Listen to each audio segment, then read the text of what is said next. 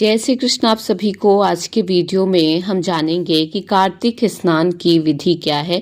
कार्तिक स्नान जो होता है वो कैसे करते हैं। तो देखिए, कार्तिक स्नान का विशेष महत्व होता है। कार्तिक स्नान पूरे 1 महीने चलता है और ये जो कार्तिक का महीना होता है ये भगवान कृष्ण, भगवान श्री हरि विष्णु को अत्यंत प्रिय है। ऐसी मान्यता है कि अगर आप कार्तिक स्नान करते हैं, उनके नियमों का अच्छे से पालन करते हैं तो भगवान श्री हरि विष्णु, भगवान श्री कृष्ण की असीम अनुकंपा की प्राप्ति होती है। तो चलिए हम लोग जानते हैं कि कार्तिक स्नान की विधि क्या है। तो कार्तिक स्नान के लिए आपको सबसे पहले सूर्योदय में जगना है। सुबह जल्दी सूर्योदय से पहले उठना है। जब तारे दिखाई दे रहे हो उस समय ही आपको उठ जाना है।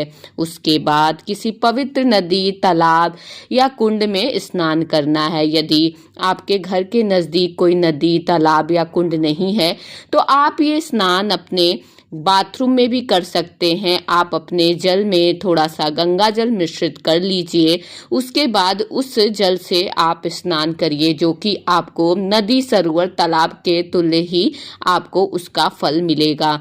उसके बाद स्नान करने के बाद आपको तुलसी में दीप दान करना है। स्नान के बाद तुलसी के पौधे में जल अर्पित करना है और शाम को आपको घी का दीपक जलाना है। आप चाहें तो सुबह भी दीपक प्रज्वलित कर सकते हैं, लेकिन अगर शाम में आप सुबह में नहीं कर पा रहे हैं तो ऐसे में आप शाम में घी का दीपक जो है वो एकदम से प्रज्वलित करें।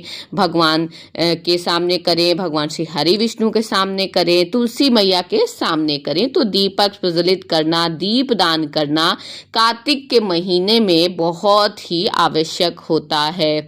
पूरे कार्तिक महीने पर शरीर पे तेल नहीं लगाना चाहिए। आप जो हैं पूरे अगर आप कार्तिक स्नान कर रहे हैं तो ऐसे में पूरे कार्तिक के महीने में तेल नहीं लगा सकते। नरक चतुर्दशी के दिन ही एक ऐसा दिन होता है कार्तिक के महीने में जिसमें कि आप अपने शरीर पर तेल लगा सकते हैं यदि आप कार्तिक स्नान कर रहे हैं तो। सात्विक भोजन का विशेष महत्व होता है कार्तिक स्नान अगर आप कर रहे हैं तो। आपको पूर्ण रूप से मांसाहार छोड़ना होगा। प्याज, लहसुन, बासी या जूठा अन्न खाने से आपको बचना होगा। लहसुन, प्याज को एकदम से आपको त्याग देना है। जब कार्तिक स्नान आप कर रहे हैं तो कोशिश करिए, अगर कर सकते हैं तो कपड़ों के साथ स्नान करें, क्योंकि देखिए ये बहुत ही पुरानी परंपरा है। उस समय लोग बाहर में स्नान करते थे, नदी, कुंड, तालाब में, तो वहां पर कपड़े पहन करके ही स्नान करने का निर्देशित रहता था, इसलिए ये नियम लाया गया। लेकिन चूंकि आजकल लोग बाथरूम में स्नान कर लेते हैं गंगा जल मिक्स करके, तो ऐसे में ये नियम आपके ऊपर निर्भर करता है कि आप कपड़े पहन कर स्नान कर रहे हैं या फिर उसे उतार करके कर रहे हैं।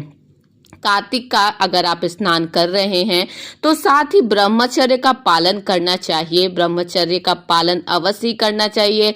पति पत्नी को 1 महीने जो रहता है वो एक साथ नहीं रहना चाहिए। ऐसी अवस्था में अगर आप कार्तिक स्नान कर रहे हैं, कोशिश करिए कम बोलिए, निंदा किसी की नहीं करिए और अपने काम से काम रखिए। ज़्यादा इधर उधर की बातों से परहेज करना चाहिए। शरीर पर आंवला, ये काले तिल का चूर्ण लगाकर स्नान कर सकते हैं, लेकिन जो विधवाएं और सन्यासी हैं वे तुलसी की जड़ की मिट्टी भी लगा सकते हैं, जो कि बहुत ही उत्तम होता है स्नान करने के लिए। तो यहाँ पर आपको कार्तिक स्नान की सारी विधि बता दी गई है कि कार्तिक स्नान आपको कैसे करना है। अगर आपको कोई और भी शंका हो या कोई भी प्रश्न आप चाहते हैं कार्तिक स्नान से संबंधित पूछने का, तो आप कमेंट बॉक्स में पूछ सकते हैं। आशा करती हूँ आपको मेरा ये वीडियो कार्तिक स्नान कैसे किया जाए पसंद आया होगा। अगर मेरा ये वीडियो आपको पसंद आया हो तो प्लीज़ दोस्तों मेरे चैनल को लाइक करिए, सब्सक्राइब करिए। जय श्री कृष्ण आप सभी।